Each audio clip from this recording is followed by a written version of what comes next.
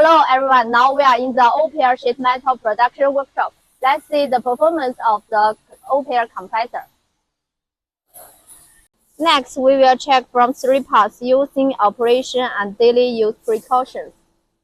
Here is a Bodor 6 kW laser cutting machine. 3 air pipes run from the outlet, supplying air for the laser cutting machine. Material handling suction cup. We already use it for 8 months, every day 10 hours. Let's see the compressor operating status. The pressure is stable at 16 bars, and the cutting speed is fast. During the daily use, we need to check the following. First, check the oil level. When the machine is shut down, the oil level shouldn't be lower than here. Second, drain water from here every 2 or 3 days, and close when you see the oil. Third, add an automatic drain wheel on the tank, or leave the manual wheel halfway open to drain the water.